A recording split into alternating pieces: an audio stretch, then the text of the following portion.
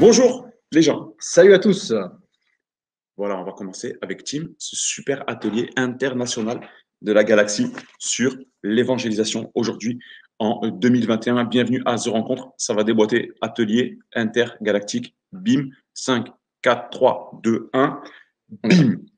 Problématique de ce matin, de cette session, c'est comment je peux partager ma foi de manière efficace et zélée sans tomber dans une forme de prosélytisme ou sans rester muet par peur du qu'en dira-t-on. Est-ce que tu fais partie plutôt du clan des muets, de ceux qui disent jamais rien, ou est-ce que tu es déjà dans l'évangélisation, ou est-ce que tu es entre les deux? En tout cas, si tu es là, je pense que cette thématique t'intéresse et on est trop heureux de ça. On va lire deux petits textes. Vous êtes prêts? Vous êtes chaud? T'es prêt, Tim? Au taquet, mon gars. Au taquet. Eh ben, écoute, on y va. On lit dans les évangiles, on va lire deux petits textes. Matthieu, chapitre 10, au verset 7. On y va. Matthieu, chapitre 10, au verset 7. Et ce sont des paroles de Jésus que nous lisons. Et le premier mot nous intéresse énormément, c'est aller. Aller. Aller. A-2-L-E-Z. Allez, c'est un ordre, un commandement du Seigneur. Prêchez et dites, le royaume des cieux est proche. Allez prêcher. Donc, ici, on voit clairement l'importance pour Jésus de nous envoyer, de t'envoyer toi. L'importance pour Jésus de t'envoyer pour annoncer son royaume, pour prêcher. Tu n'as pas besoin d'être un grand prédicateur, tu n'as pas besoin d'être un grand pasteur, tu n'as pas besoin d'être un grand ceci ou cela, juste un chrétien, mon frère, ma soeur, et basta. Ok? T'es chaud? Je suis au taquet, franchement, je suis au taquet. Allez, ça va. Téléphone, on y va. Questions, si vous avez des questions, allez-y. On va aborder plein de thèmes. Donc, on est bon. Deuxième texte biblique. Écoute bien, ça va te secouer un peu dans ton canapé. Ça va te faire bondir hors de ton pyjama. Luc 9, 26. Jésus dit, car quiconque aura honte de moi et de mes paroles, le Fils de l'homme aura honte de lui. Ouh, quand il viendra dans sa gloire. Alors, je sais pas toi, moi, j'ai pas envie que le Seigneur ait honte de moi. Ok? On est chaud? On a tous à se battre contre, voilà, oh là là, qu'est-ce qu'ils vont dire quand ils vont savoir que je suis chrétien? Ça fait, tout le monde est passé par là. Tout le monde a eu un moment ce coup de pression. Oh là là, j'ai trop la honte, trop l'archouma, qu'est-ce qui va se passer? Eh ben, en fait, non. En fait, il faut y aller simple. Faut juste franchir le cap. C'est comme le vélo, tu vois, à un moment donné, je sais pas comment. Moi, à l'âge de 25 ans, quand j'ai appris à faire du vélo, j'ai lâché les petites roulettes. Ça y est, j'ai été libéré. Incroyable. C'est pareil, j'ai un certain potentiel. C'est pareil pour la honte. Voilà. Et au bout d'un moment, il faut lâcher. Lâche tes petites roulettes. Punchline du jour. Lâche les petites roulettes. Fonce. OK? C'est bon? On commence? On est fond. Les amis, la dernière fois, je suis allé acheter une pizza. Et la dame du camion pizza, elle était trop gentille. Elle me dit, alors monsieur, qu'est-ce que vous faites dans la vie? Je dis, madame, je suis pasteur. Et là, elle s'est arrêtée comme ça, en me disant, mais c'est quoi un pasteur en France? Elle me dit, je croyais que c'était qu'aux États-Unis.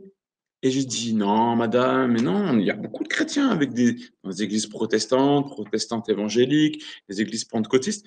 Et j'ai compris qu'il y avait vraiment un gros boulot. L'autre fois, je prends des autostoppeurs en route, pareil.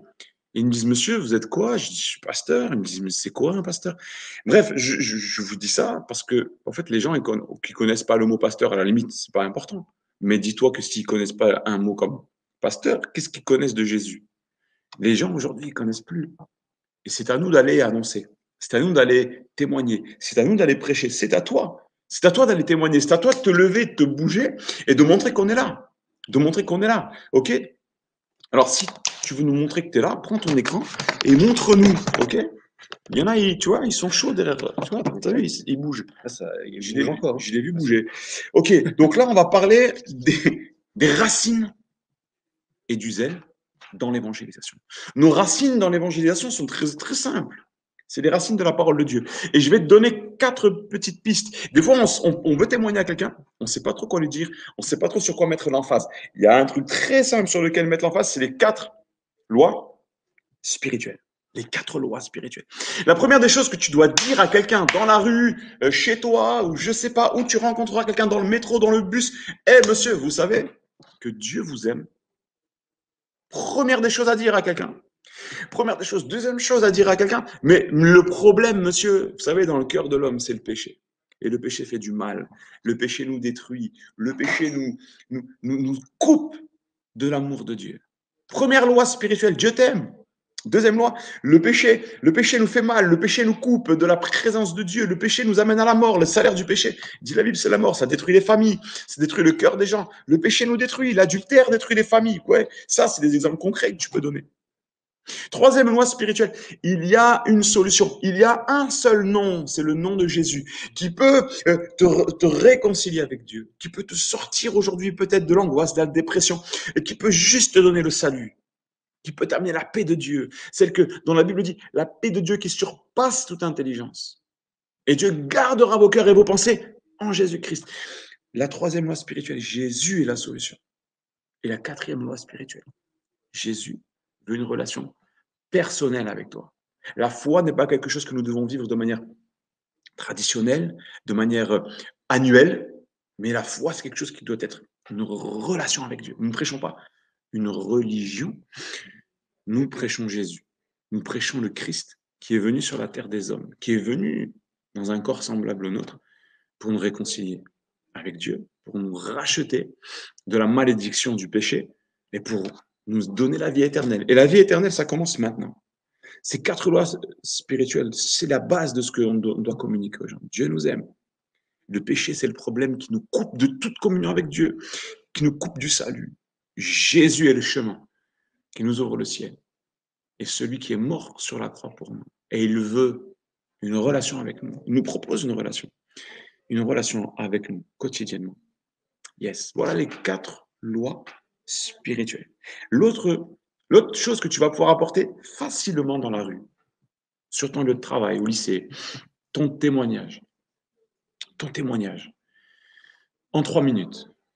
Les grands spécialistes nous disent, gars, tu as 3 minutes. En fait, tu t'entraînes à faire 3 minutes. Qu'est-ce que je peux raconter à quelqu'un en 3 minutes? Et certains me diront peut-être, et là je vous mets vraiment un gros coup de pression, les jeunes. Écoutez-moi bien. Il y a des jeunes chrétiens qui disent, moi je n'ai pas de témoignage à raconter parce que je n'ai pas péché, parce que je n'ai pas vécu dans la débauche, parce que je n'ai pas été en boîte de nuit, parce que je n'ai pas été dans des soirées avec de l'alcool, avec du sexe, avec des choses comme ça. Je me suis préservé de tous ces trucs-là, alors j'ai pas de témoignage. Mais c'est là qu'est l'erreur. Ton témoignage, c'est ça. Ton témoignage, c'est d'être un jeune qui marche avec Dieu aujourd'hui. Ce que tu as vécu avant, ça n'a pas plus de valeur ou moins de valeur. Ce qui compte, c'est maintenant. Que tu aies vécu dans le péché, que tu étais un bandit ou un garçon qui est né dans l'église et qui a grandi dans la foi et qui s'est converti, mais gloire à Dieu. En fait, l'un n'est pas meilleur que l'autre. Nous sommes tous pertinents en tant qu'enfants de Dieu. Nous sommes tous pertinents. Et arrêtons de nous créer des complexes en croyant que notre témoignage n'est pas pertinent, percutant. Ce qui est bon dans le témoignage, c'est la trace et l'image de Jésus qu'on va laisser dans la vie des gens. Alors, ne te frustre pas, ne te flagelle pas. Oh non, non, non. Sois fier. Je me rappelle de ce jeune homme qui me disait, Alain, j'ai pas vraiment de témoignage parce que je suis chrétien, j'ai 19 ans, je suis baptisé, mais je n'ai jamais regardé de films pornographiques, je n'ai jamais fumé, je n'ai jamais bu. Mais je lui ai dit, mais ton témoignage, il est là, mon frère. C'est tout. Il n'y a pas besoin de plus. Et ceux qui ont connu bien peut-être des problèmes, des vies d'autres types, et que le Seigneur a été allé chercher, gloire à Dieu, tant mieux. On se réjouit. Mais l'un n'est pas inférieur à l'autre. OK? C'est bon, Tim? C'est tout bon. OK. On a tous notre témoignage à donner. Les 4 lois spirituelles, notre témoignage en 3 minutes, un truc rapide. C'est pas la peine de raconter toute ta généalogie, tu vois. Témoignage, c'est rapide. Écoute, ouais, j'ai entendu l'évangile. Le Seigneur, il est venu en moi. Dieu s'est proposé à moi, l'amour de Dieu, et j'ai dit oui. J'ai décidé de suivre Jésus. Avant, j'étais comme ça, maintenant, je suis comme ça. Avant, j'avais une vision de la vie comme ça. Maintenant, j'essaie de suivre Dieu, j'essaie de marcher avec lui, d'avoir des projets pour lui. Et Dieu me bénit, et Dieu me conduit. Des choses simples, des choses très simples. Dans ma famille, c'est une petite grand-mère qui est venue, notre voisine de palier, lorsque j'étais enfant, qui est venue taper chez nous, en disant à ma maman, si tu veux, on peut prier pour toi et pour ta famille, parce que j'ai mon papa qui était malade. Et cette mamie, elle est venue en disant à ma mère, si tu veux, on peut prier pour ton père. Et il y a eu une action de Dieu dans ma famille. Et c'est comme ça que l'évangile il est rentré. C'est pas par un grand évangéliste intergalactique, c'est par une mamie chrétienne. Donc vive les mamies. S'il y a des mamies derrière vos écrans, les mamies, spéciale dédicace, on vous aime. OK? Super. Je continue. Maintenant, je voudrais faire un petit descriptif. Alors, n'oubliez pas les questions. Les 4 lois spirituelles, tout ça, voilà, si vous voulez. Questions, vous avez le numéro qui est dans le chat. Je répète, 06 49 26 80 16. Maintenant, regardez, quand on va évangéliser, il y a plein de types de personnes que l'on rencontre. Aujourd'hui, tu peux tomber sur des gens qui sont athées et hostiles. Athées et hostiles. Ou athées ignorants. C'est-à-dire athées ignorants qui connaissent rien du tout. Ils ne croient pas du tout en Dieu, ils n'ont jamais entendu parler. Ce qui est ouf, c'est que tu rencontres fréquemment des gens qui connaissent rien du tout aux choses de Dieu. Quand tu vas leur laisser une Bible, quand tu vas leur donner un évangile, ce sera la première fois de leur vie qu'ils ont eu ça. Comme si on habitait dans la forêt amazonienne. Sauf qu'on est en France, au XXIe siècle, mais c'est la réalité. Il y a eu une déchristianisation très forte en France. Même les personnes de passé culture catholique, il y a eu un rejet pour plein de raisons. C'est pas le but du jeu, mais beaucoup ont fait un rejet de la religion catholique. Et du coup, non plus cette culture chrétienne, non plus ce minimum de connaissances au sujet de Jésus. Et c'est important que nous, en tant que chrétiens, nous soyons là pour réaffirmer ces choses, que le Seigneur Jésus peut encore agir et se manifester. Alors, j'ai parlé des athées hostiles.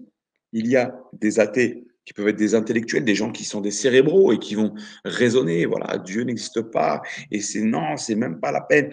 Il y a des catholiques qui sont catholiques de culture, il y a des catholiques qui sont ouverts à connaître peut-être plus sur Jésus. Il y a des gens qui ont une étiquette religieuse, mais qui n'ont pas du tout de connaissance de notre Dieu. Il y a des familles qui sont des familles musulmanes, et nous voulons aimer nos amis musulmans comme nos amis catholiques. Nous voulons en fait recentrer toujours la discussion sur Jésus. Vous savez, l'important, c'est pas de faire des grands débats, des grandes discussions, des grands exposés de doctrine. L'important, ce sera toujours de recentrer sur Jésus. Moi, j'ai eu des grands débats avec des gens. Je me rappelle des Mormons. J'ai passé 3 heures avec des Mormons, parler. Au bout d'un moment, j'ai compris. Des grands frères m'ont dit, Alain, tes discussions de 3 heures, c'est bien, mais au bout d'un moment, il faut juste, voilà, on recentre sur Jésus. On n'est pas là pour faire des grands débats. Et c'est vrai, on recentre sur Jésus. Et c'est tellement plus simple. Donc, ne cherchons pas à convaincre. On n'est pas là pour convertir les gens. Mais si on peut être des témoins de Jésus, c'est bien. Juste dire ce qu'il a fait pour nous. Et ce qu'il peut faire pour la vie des gens. Il y a aussi des amis qui sont des amis juifs. Alors, les amis juifs, extraordinaires, parce qu'ils ont tout l'Ancien Testament. Et dans l'Ancien Testament, il y a un chapitre extraordinaire, en particulier, c'est Ésaïe 53.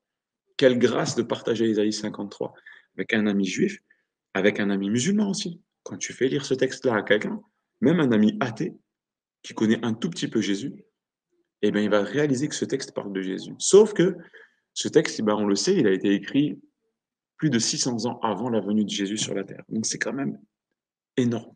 Le miracle de Dieu se voit à travers de ce texte-là. Donc, je t'encourage, lis-le déjà toi, imprègne-toi de ce texte, réalise la puissance qu'il y a dans ce texte, et tu vas vraiment être une bénédiction en faisant lire ce texte. Yes? C'est bon? Ça va? C'est tout good, franchement. Je continue. Il y a un autre public très, très répandu aujourd'hui. C'est les gens qui touchent à l'ésotérisme, qui touchent à toutes les religions un petit peu en vogue et à tout ce monde occulte qui est maquillé en méditation, en pratique de méditation transcendantale, les gens qui parlent de voyage astro, les gens qui font la promotion du yoga et de toute forme de position de lotus et de que sais-je encore. Vous voyez, tous ces gens-là qui ont touché à qui sont rentrés dans ce monde de l'ésotérisme. Notre rôle en tant que chrétien, c'est de parler de Jésus encore une fois, de leur dire, voilà, tu sais, la Bible, elle nous parle de ce monde-là comme étant un monde dangereux. Parce que c'est vrai, il y a la lumière et il y a les ténèbres. Jésus est la lumière du monde. Et il nous met en garde, contre les pratiques qui seraient des pratiques qui ouvriraient notre cœur à un monde spirituel ténébreux et dangereux. On ne touche pas à ces choses-là de manière anodine. Je me souviens de cette femme qui était dans mon église et qui m'a dit: «Ah, le pire jour de toute ma vie». C'était une femme fragile émotionnellement, elle était en souffrance, vous voyez? Et un jour, elle est rentrée dans un salon de massage. C'était juste un salon de massage pour qu'on lui masse le dos. Elle est rentrée dans ce salon de massage et la personne lui a dit: «Oh madame, vous avez, vous êtes très ouverte au monde spirituel. Je vais débloquer des canaux de waouh et vous allez voir, vous allez vous sentir bien et tout ça». Cette femme a commencé à être attaquée par un monde spirituel occulte qu'elle ne maîtrisait pas, elle ne voyait pas chez elle. Elle est rentrée chez elle, elle a été prise de crises d'angoisse, de peur, de mort, etc. Les amis, il y a un monde qui nous dépasse. Ce monde, c'est un monde spirituel. Et nous, nous sommes en Christ et nous prêchons la lumière. Et nous devons dire aux gens que le chemin, la vérité et la vie, c'est Jésus. Et que tout ce qui pourrait nous pousser à partir dans le monde spirituel, voyage astro, méditation transcendantale, tout ce qui touche au monde spirituel qui pourrait élever notre âme dans un monde spirituel sans passer par Jésus-Christ, alors on passe dans un monde qui est ténébreux, mes amis. Et attention à ça. Je le dis parce que nous devons être de ceux qui prêchent la vérité. Attention, ce ne sont pas des choses anodines, ce ne sont pas des choses, voilà. Donc quand on tombe sur ce genre de personnes, nous devons leur dire avec simplicité: monsieur, venez à Jésus. Le Seigneur vous aime et il peut combler votre cœur. Vous cherchez la paix à travers de toutes ces choses-là. Sachez que Dieu peut vous donner la paix. Sachez que Dieu est un Dieu de paix et que c'est un des noms qu'on donne à Dieu dans la Bible. Et Yahvé Shalom, le Dieu de paix.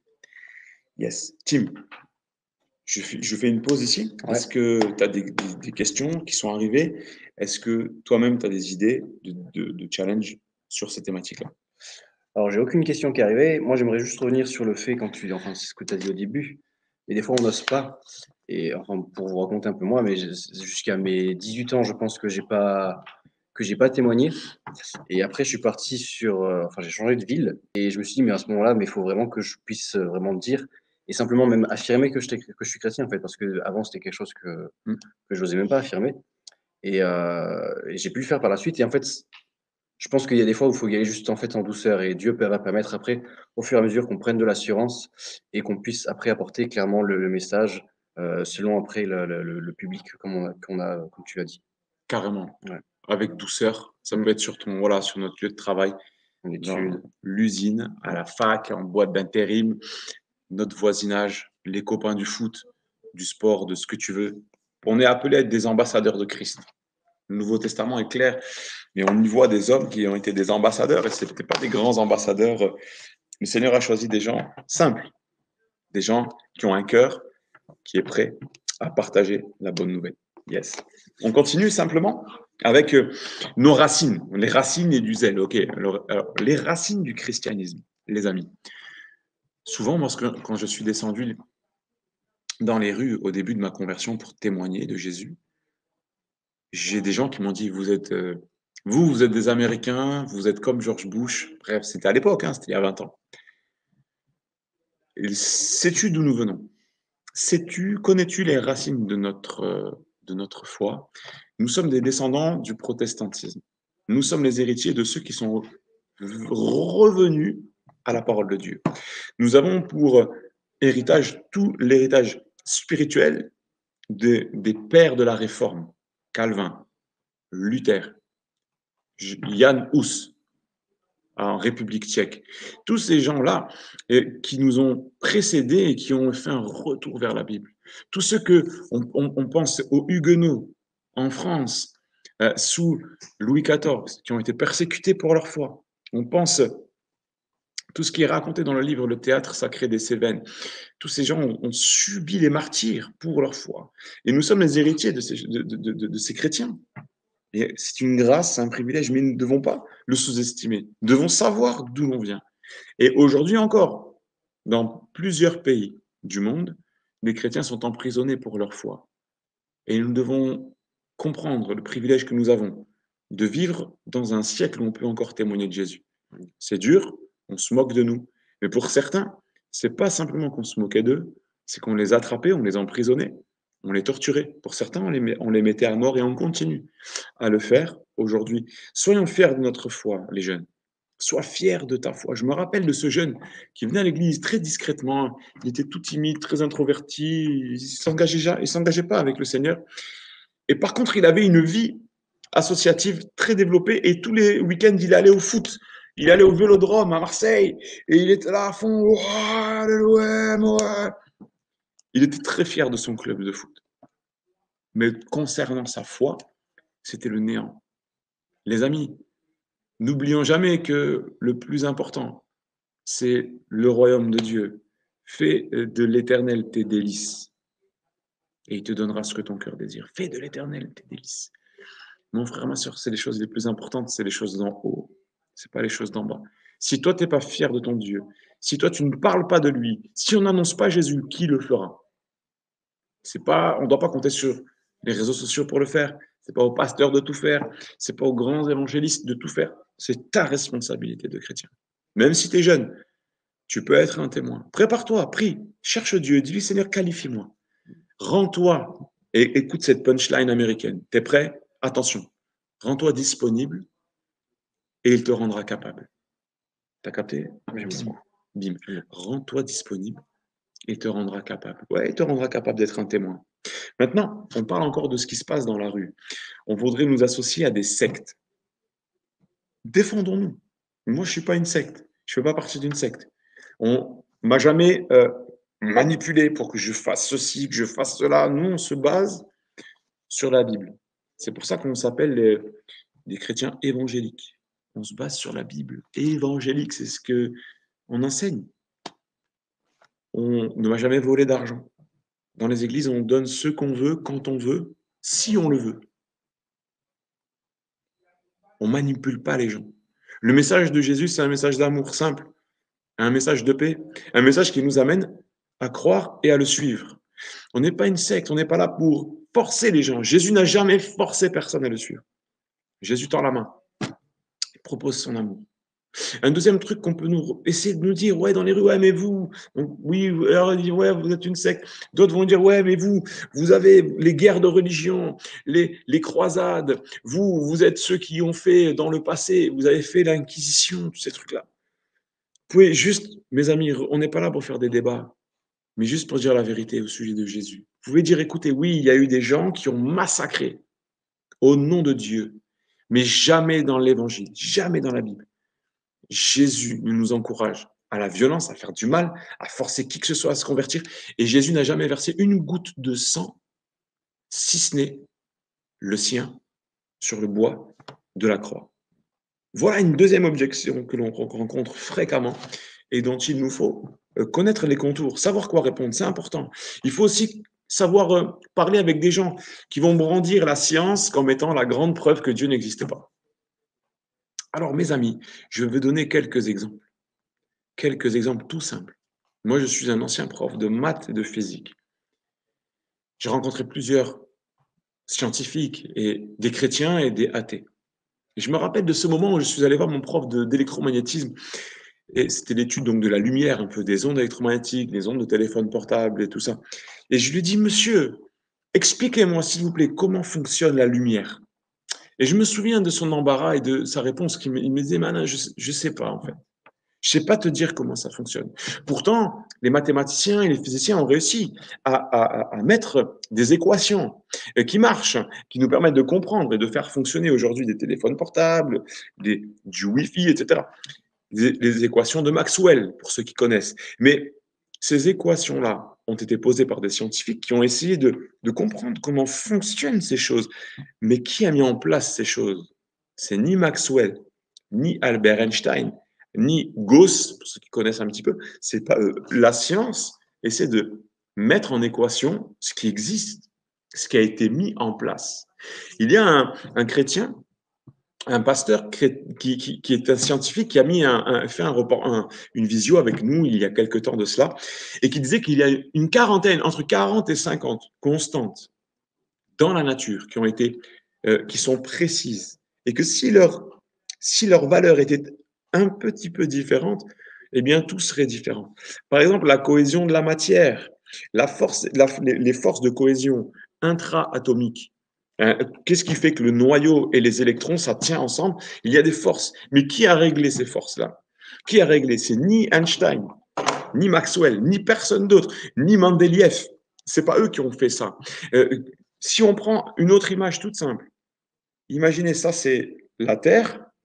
Attends, je me place, pardon, je déplace la Terre un peu. La Terre et le Soleil. Qui a mesuré précisément l'écartement? Si la Terre était un peu plus proche du Soleil, qu'est-ce qui se passerait à ton avis, Tim?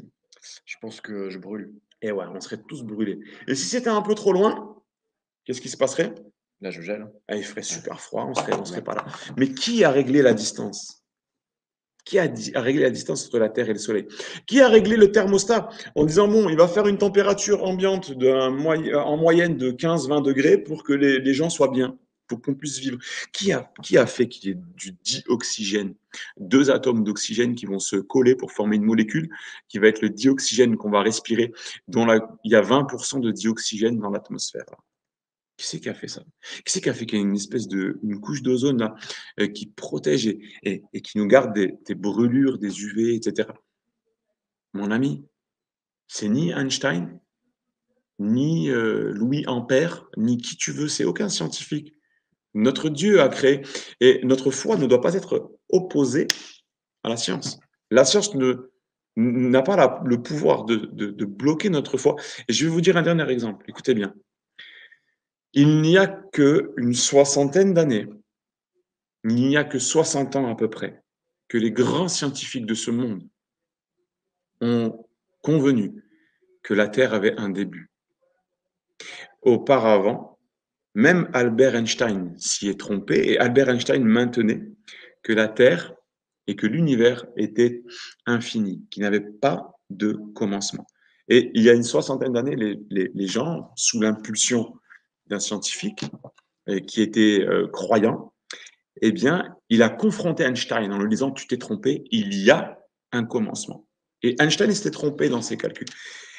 Et moi, je me dis, mais les gars, en fait, il suffisait d'ouvrir la Bible à la première page.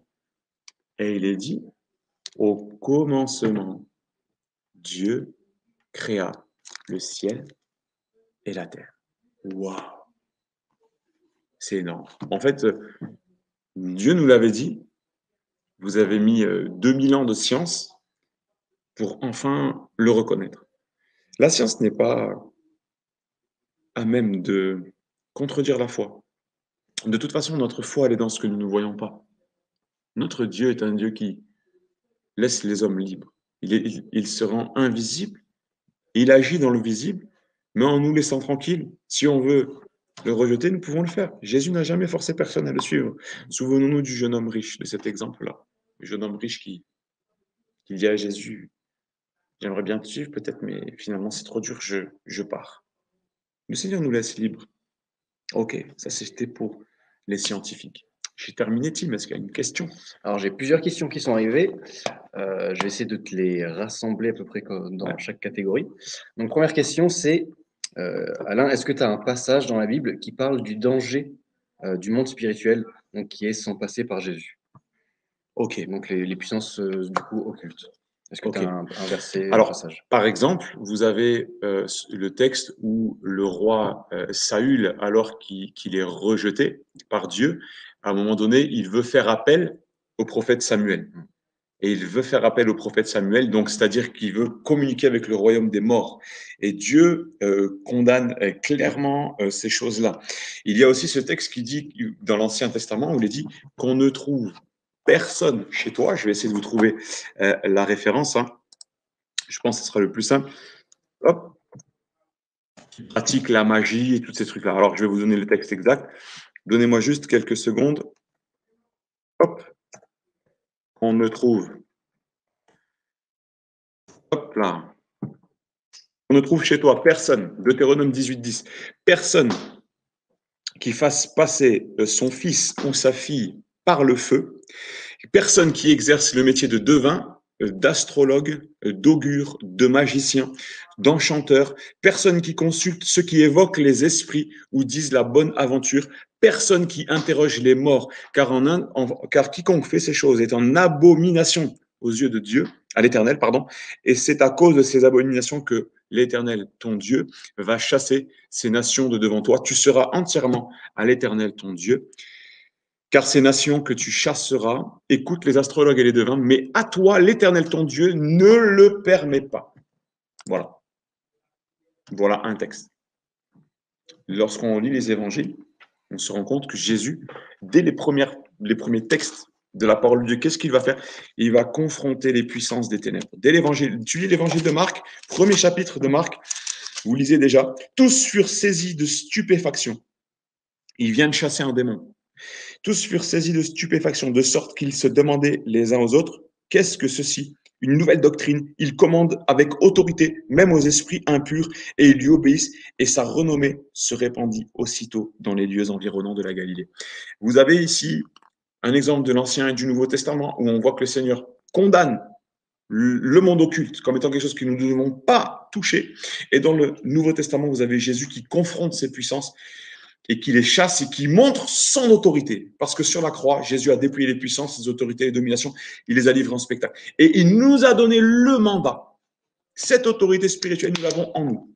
C'est pour cela que l'évangile de Jésus-Christ progresse en dépit de la situation spirituelle du monde. Même si beaucoup de gens se tournent vers les ténèbres, il reste encore le Christ, il reste encore l'évangile, il reste encore la lumière qui peut aller chercher n'importe qui, n'importe quand, n'importe où.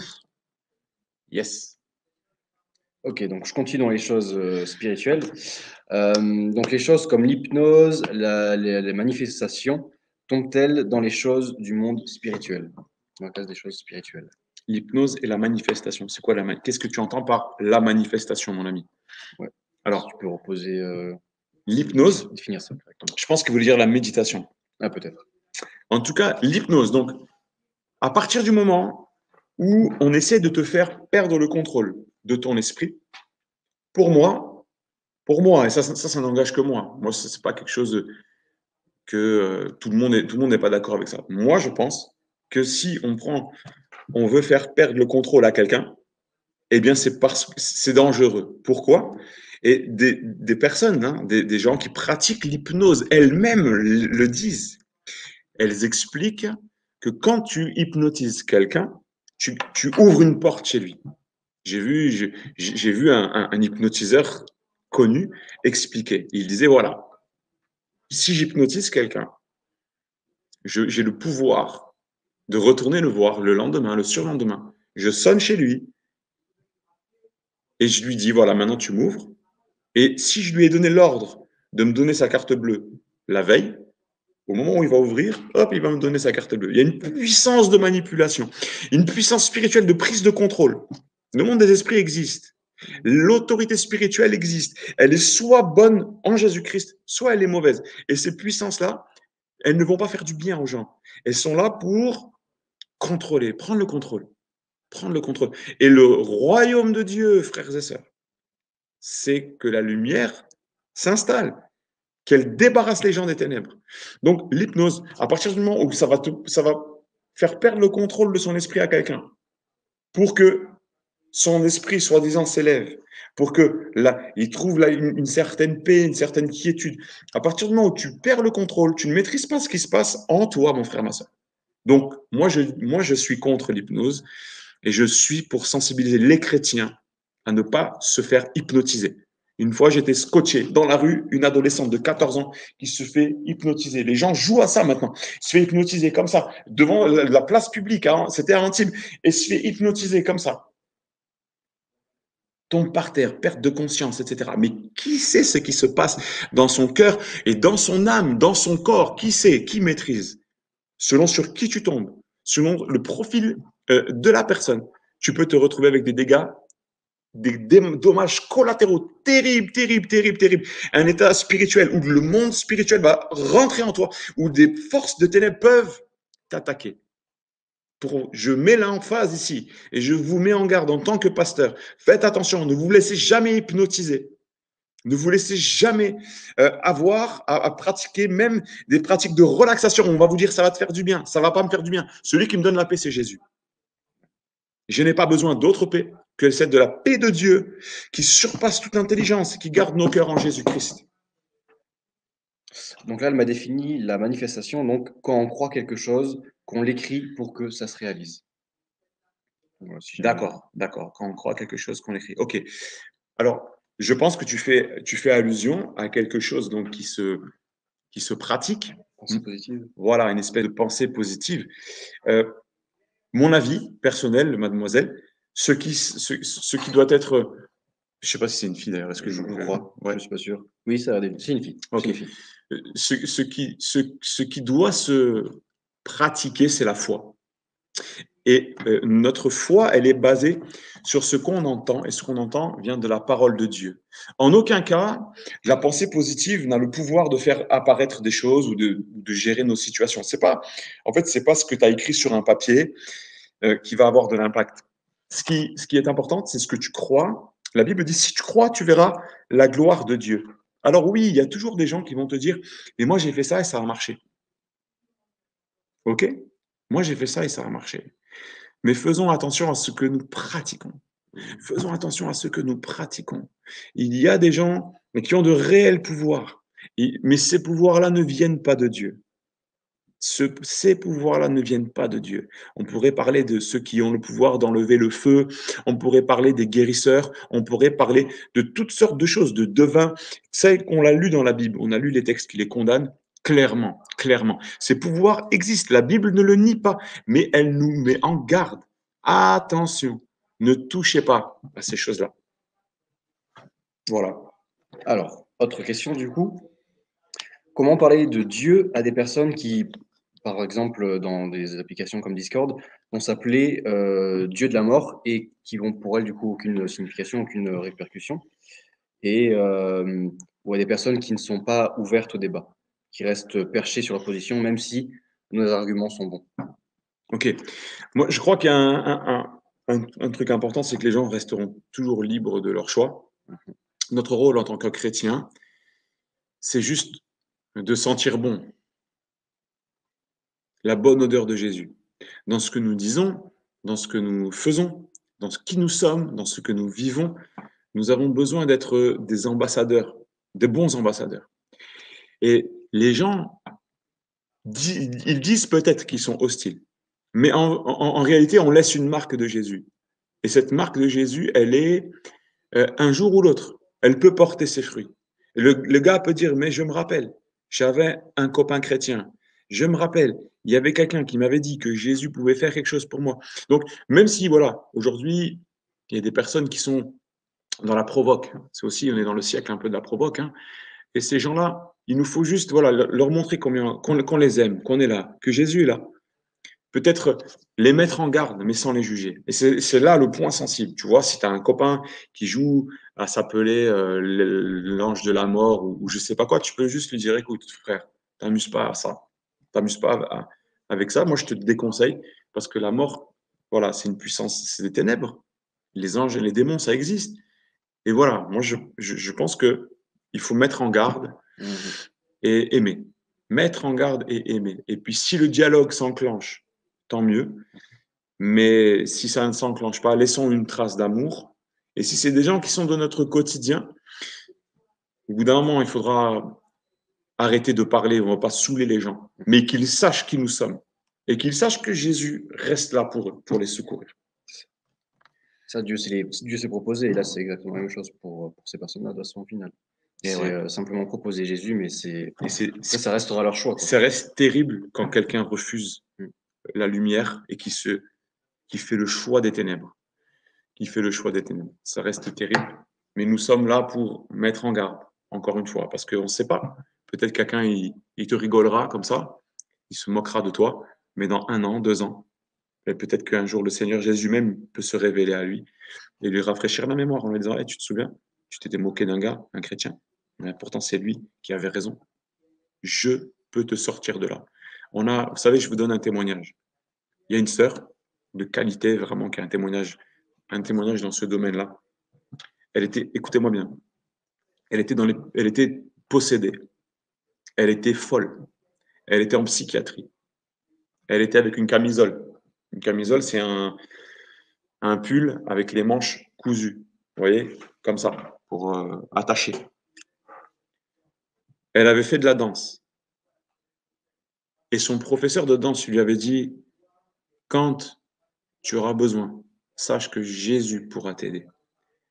Et alors qu'elle était en psychiatrie, avec cette camisole, en train de perdre la raison, elle s'est rappelée de Jésus, de son prof de danse. Et elle a dit, Jésus, si tu existes, si c'est vrai que tu peux faire quelque chose pour moi, alors montre-le-moi.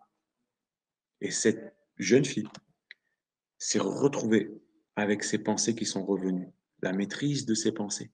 Elle est revenue à elle-même. Aujourd'hui, on est en 2021, cette jeune femme, elle sert Dieu, elle est responsable d'un groupe de femmes dans son église, elle est devenue psychologue. L'évangile, ça marche. Jésus est tout-puissant et il peut toucher qui il veut, quand il veut, par le biais de n'importe qui. Un prof de danse qui a juste témoigné. Dédicace à tous les profs de danse. Alors, deux dernières questions sur le côté spirituel des choses. Donc, comment nous avons le pouvoir de marcher sur les démons et quelle est la limite de ce pouvoir que Dieu nous donne? D'accord. Alors, notre autorité sur les puissances des ténèbres, elle est au travers de Jésus-Christ. Ça veut dire que nous ne sommes pas, on n'est pas là pour faire les beaux, pour faire les marioles. On ne joue pas avec le monde des ténèbres. Par contre, lorsque ces puissances-là se retrouvent avec confrontation avec nous, c'est-à-dire quelqu'un dans ta famille va être confronté à des terreurs nocturnes, la nuit, chez toi, il y a des trucs qui vont se mettre à bouger, des trucs comme ça. Oh, mon ami, l'autorité de Jésus, le nom de Jésus, il est en toi.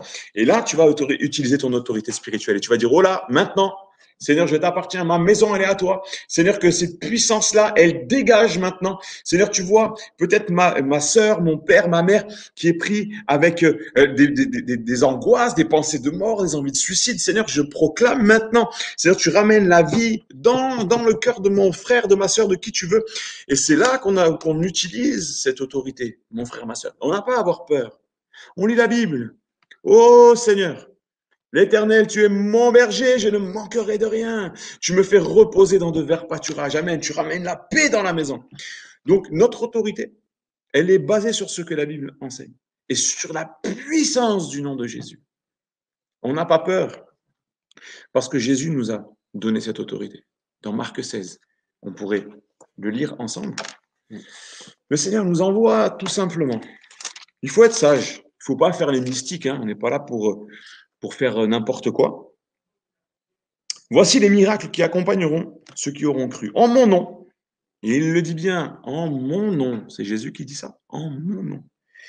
Ils chasseront les démons. Ils parleront de nouvelles langues. Ils saisiront des serpents. S'ils boivent quelques breuvages mortels, ils ne leur feront point de mal. Ils imposeront les mains aux malades et les malades seront guéris. Amen. Il y a un mandat de Dieu. Et si tu croises quelqu'un qui est en proie à des tourments, qui est en proie avec le monde spirituel, va voir un pasteur, va voir un ancien, un grand frère, une grande sœur, avec qui tu pourras t'occuper de cette personne. Ne le faisons pas seul, soyons sages. Même Jésus envoyait les disciples deux par deux. S'il y a une confrontation de puissance, il faut être accompagné. Si c'est des personnes qui ont touché à l'occultisme, qui sont démonisées, qui sont possédées, ce sont des choses qui existent, malheureusement, mais dont la Bible parle. Et, allô, pasteur? Allô, allô? Faut que tu viennes m'aider, parce que j'ai un copain de fac, il est en proie avec des puissances des ténèbres. Comment je fais? Qu'est-ce qui se passe? Et là, eh ben, tu laisses un ministère s'en occuper et aider. Toi, tu es là en bac, dans les coulisses, pour aimer, prier. Tu n'as pas peur, mais faisons attention. On joue pas avec ça.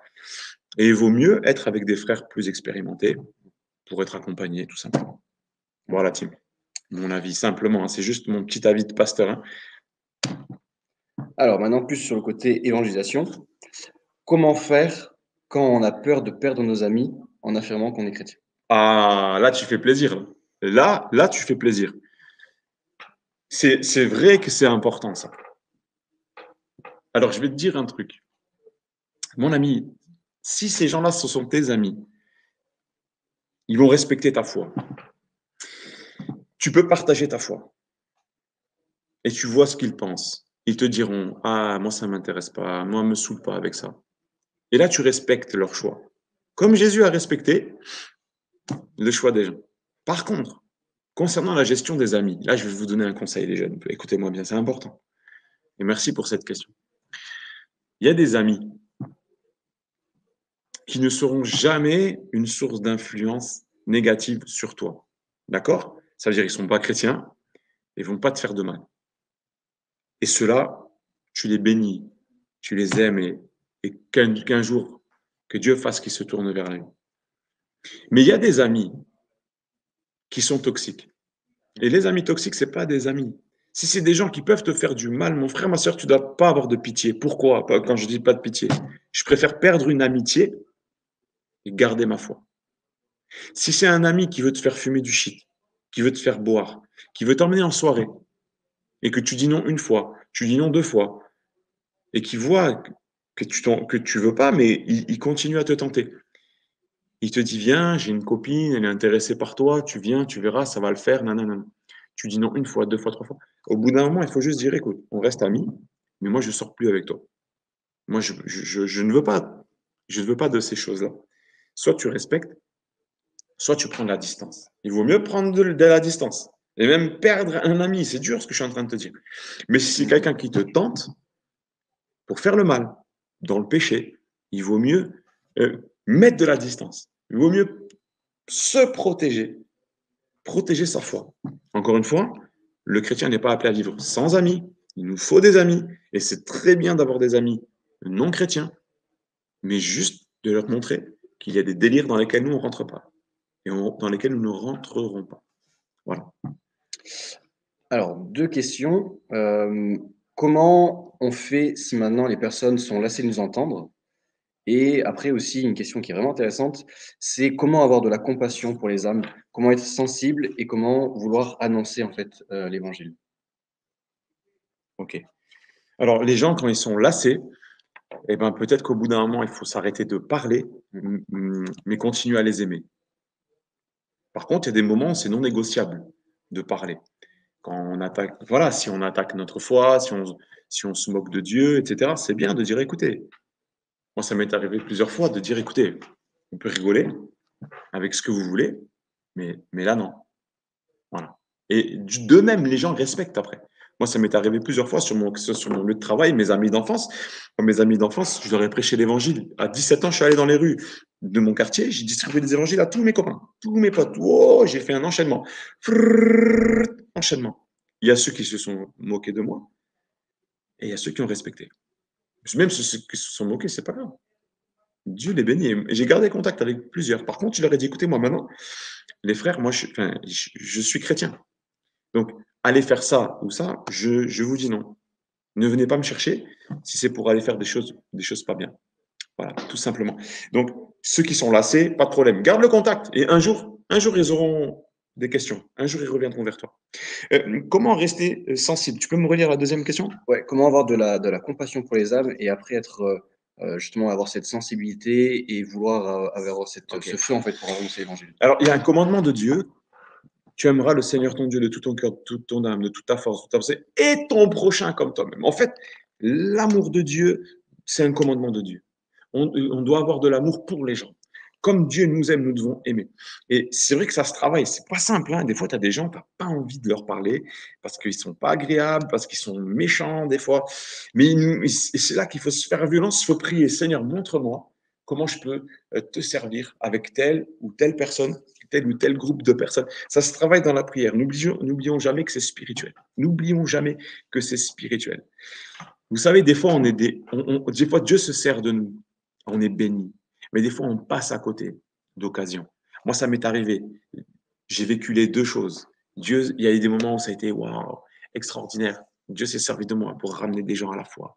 Dieu s'est servi de moi. J'étais heureux, j'étais fier. Mais il y a des moments où je suis passé à côté. Il y a des moments où j'étais pas au rendez-vous. Il faut être sensible à ça. Il faut être sensible à la voix de Dieu. Il faut être sensible à la voix de Dieu.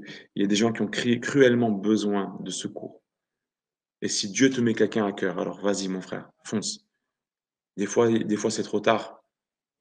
Alors, tant que c'est pas trop tard, il reste une chance, on peut encore témoigner. Je partageais tout à l'heure au premier groupe, là. Et à ma conversion, je rencontre un jeune, un des premiers gars que je rencontre. C'était il y a 20 ans à peu près. Il s'appelait Julien. Et pendant 15 ans, je ne l'ai pas vu. Je lui ai témoigné il y a 15 ans de ma foi. Je suis chrétien. Je crois en Jésus. Tiens, lis la Bible. Je l'ai revu il y a 2 semaines. Il y a 2 semaines, je l'ai revu près d'un terrain de football. Et il me dit, Alain, ça va? J'ai dit, Julien, ça fait longtemps, ça doit faire 15 ans, on ne s'est pas vu. Et il était content de me voir, j'étais content de le voir. Et il me dit, Alain, je me souviens de quand tu es devenu chrétien. J'étais content de cette phrase. Je me souviens quand tu es devenu chrétien. Il y a eu un témoignage de Dieu, vous voyez, j'étais content, j'étais fier de moi. Je dis, waouh, gloire à Dieu, il se rappelle. Et quelques jours après, il y a 3 jours, j'apprends qu'il a sauté du 5e étage, qu'il est mort. J'étais, voilà, abattu, c'est terrible. Les copains du quartier, on est voilà, tous tristes, bien sûr. Je n'ai pas compris. Pendant 15 ans, je ne le vois pas. Je le revois quelques jours après, il meurt. Il se jette d'un immeuble. Les jeunes, je veux juste vous dire, on maîtrise pas beaucoup de choses. Mais quand on peut parler, il faut parler. Quand on peut parler, il faut parler. Il y a des temps de Dieu. Et je ne sais pas, vous voyez, peut-être qu'en me voyant 15 ans après, c'était comme si Dieu lui rappelait, te jette pas du haut d'un immeuble. Souviens-toi,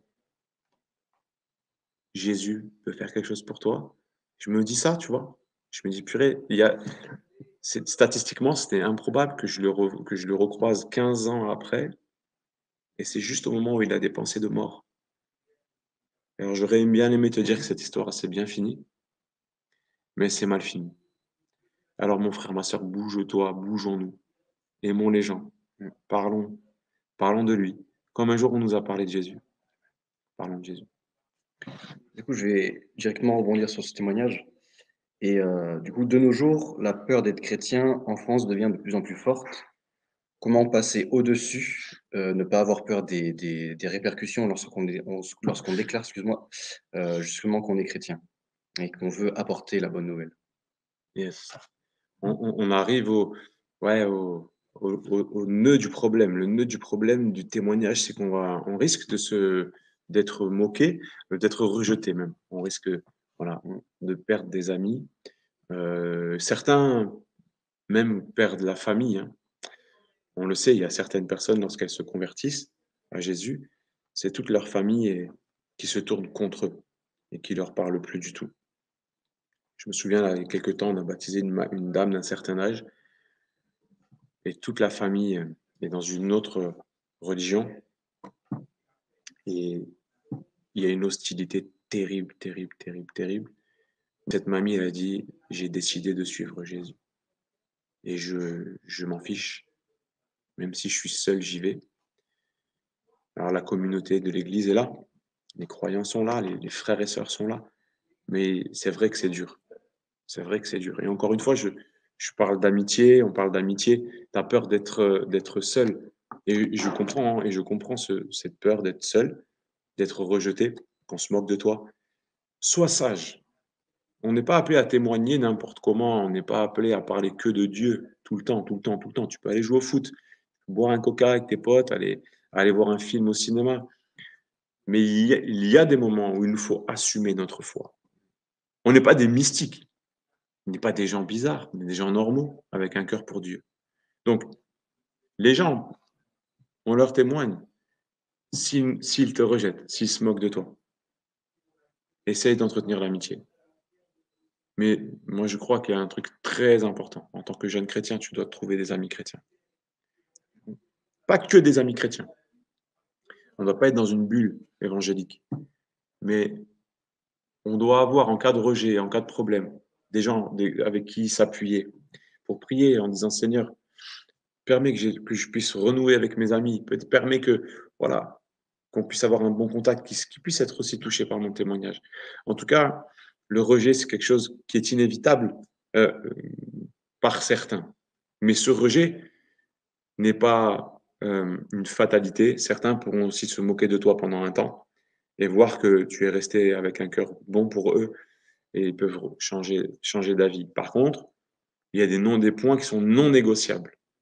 Je te donne un exemple, si tu avais l'habitude d'aller dans les bars le soir avec des potes à toi, dans des soirées où il y avait de l'alcool et des filles, de la musique, des filles, des gars, voilà, ça danse, ça accoste, ça branche. Tu peux plus faire ça. Et là, il n'y a pas de sentiment. Si tu veux marcher avec Jésus, il n'y a pas de sentiment. C'est maintenant, et les gars, on peut se voir. Moi, je dis à mes jeunes, je suis pasteur de jeunesse, je dis aux jeunes, voilà, vois tes potes dans un cadre sain. Vois-les dans un cadre où il n'y a pas d'alcool, où il n'y a pas de sexe. Comme ça, tu es tranquille. Et ceux qui veulent, voilà, quand tu vas aller jouer au foot avec eux, eh ben ouais, là, tu es tranquille. Il y a juste un ballon, quoi. Tu vois? Par contre, les afters, les gars, si c'est pour vous mettre la misère, ça sera sans moi. Voilà. Et prie pour que Dieu te montre si les amitiés sont toxiques ou pas. Là, en fait, elle parlait de la peur de la persécution, comme justement un peu l'église de Mulhouse l'a vécu au début du Covid. Et ouais. La stigmatisation des Ouais. chrétiens et des évangéliques, on peut nous accuser ouais, d'être une secte, de tout ce qu'on a dit tout à l'heure. En fait, au fond de tout ça, il y a quoi? Ben, en fait, il y a Jésus. Et Jésus, il nous encourage à le suivre. Avec sagesse. Avec sagesse. Vous avez vu, quand Jésus parle avec la Samaritaine, quand Jésus parle à l'homme de Gadara, il leur dit, mais allez témoigner. Et ces gens, ils rentrent dans leur village, ils rentrent chez eux, et ils se mettent à témoigner. Et ils parlent. Et la Samaritaine a dit, venez voir celui, je crois que c'est le Messie, je crois que c'est lui. En fait, il y a un témoignage à nos proches. L'homme de Gadara, il est libéré des puissances de ténèbres, il rentre chez lui et il annonce le message de Jésus. Donc, quand on vit quelque chose, on annonce ces choses-là. Et il y a une acceptation ou un rejet, mais c'est pas grave. Si tu es rejeté, mon frère, tu ne seras pas le dernier. Rassure-toi, tu n'es pas le premier et tu n'es pas le dernier, mais ne reste pas seul. Ne reste pas seul. Trouve des amis chrétiens. Et si tu es dans un groupe de jeunes, même si vous êtes 4, commencez à faire des moments, on prie ensemble, des moments pizza, des moments, même si vous êtes 4, 3, 2, même à 2, eh ben, c'est pas grave. Même s'il y a une différence d'âge, eh ben, ok, on va s'accrocher, on va prier pour que d'autres jeunes puissent venir, pour que notre groupe de jeunes puisse grandir. Accrochez-vous, accrochez-vous, même si vous n'êtes pas nombreux, même si vous n'êtes pas nombreux, vous n'êtes pas seul. L'église est là, l'église de Jésus-Christ avec un E majuscule dans toute la France. On est là, on est ensemble, on lâche pas. Et que le Seigneur t'encourage au travers de ces rencontres. C'est peut-être le moment pour toi aussi de connecter sur la map, avec des responsables de jeunes. Bref, on y va, on est à fond. Que le Seigneur fasse de vous des témoins, les jeunes. Soyez forts, courage. Concernant maintenant tout ce qui est théorie du genre, LGBT, comment faire pour témoigner à ces personnes sans maintenant être accusé d'homophobie, de discrimination, etc. Ouais, c'est une excellente question. Moi, je déconseille déjà tout post tranché sur les réseaux sociaux qui pourrait porter à polémique. Ça sert à rien, ça va être préjudiciable pour toi et les gens, les haters vont se déchaîner. Laisse tomber. C'est pas comme ça qu'on évangélise, à mon avis. Par contre, c'est avec amour qu'on s'occupe de ces personnes-là et qu'on montre que Jésus les aime aussi. Jésus les aime. Maintenant, il y a un moment où, si on doit prendre position, il faut le faire avec sagesse, en disant, écoutez, dans ce que la Bible enseigne, ok, toujours pareil, dans ce que la Bible enseigne, il y a une mise en garde contre le péché. Et dans les péchés que Dieu décrit comme étant des choses mauvaises, il y a l'homosexualité. C'est la base de ma croyance, c'est la base de ma foi. Donc pour moi, l'homosexualité est un péché. Alors ça ne veut pas dire que Dieu euh, déteste ces personnes et que moi je vais les détester, je veux les aimer. Mais pour nous, c'est une pratique qui est contraire au commandement de Dieu. Alors, ça veut dire quoi? Ça veut dire que le Seigneur garde la main tendue vers toi. Dieu t'aime. Moi, je suis ton ami. Peut-être si c'est quelqu'un que tu connais, c'est un ami à toi. Je suis ton ami, mais je peux pas te mentir en te disant c'est pas grave. En fait, c'est considéré comme un péché. Voilà. Et tu peux lui dire que tout acte, toute relation sexuelle dans la Bible est condamnée en dehors du mariage, mais que en plus de cela, les pratiques homosexuelles sont condamnées en tant que telles, indépendamment du mariage ou pas de mariage. Et alors maintenant, on va nous dire oui, mais le mariage pour tous. Nous sommes dans un pays qui a fait le choix de marier les personnes de même sexe. Il n'en demeure pas moins que la Bible enseigne que c'est un péché. Alors nous sommes dans un pays où la loi, eh bien, elle a été votée, elle est appliquée. Maintenant, chacun a la liberté de faire ce qu'il veut et de suivre ce qu'il veut. Nous, on a décidé de suivre Jésus. Dans nos cœurs, on essaie de suivre au maximum ses enseignements. Donc avec sagesse, on peut juste expliquer, sans haine, sans rejet. On a juste le droit de dire, écoute, moi, dans ma croyance, dans ma foi, dans ma manière de vivre l'évangile, euh, on m'a enseigné, la Bible m'enseigne que c'est un péché. Et voilà. Mais Dieu t'aime et moi, je suis là pour toi. Voilà. C'est important. C'est important d'assumer aussi le fait que on pense que c'est des choses qui peuvent se régler, que c'est pas irréversible. Dieu peut changer le cœur de ces personnes. Dieu peut leur pardonner, peut les réhabiliter. Voilà. Mais il faut faire attention aux mots que l'on emploie. C'est pour ça, n'écrivez rien. N'écrivez rien. Faites gaffe à ce que vous écrivez. Faites gaffe aux vidéos aussi. Faites gaffe. Par contre, moi, je vous encourage à privilégier les prises de parole où on a un cœur à cœur avec une personne. Faites gaffe. Ne rentrez pas dans des gros débats devant 15 personnes. Ça sert à rien. Soyez sage. Soyez sage. Voilà, Tim. Le temps est passé. Je te propose qu'on termine Ok. par la prière. Carrément. Merci à tous pour votre écoute. Merci d'avoir participé à ce workshop. Merci, Tim. Bah, écoute, avec grand plaisir. Tu veux que je prie ou Ah, je te sens chaud, plein de Allez, puissance là. Amen. allez, amen.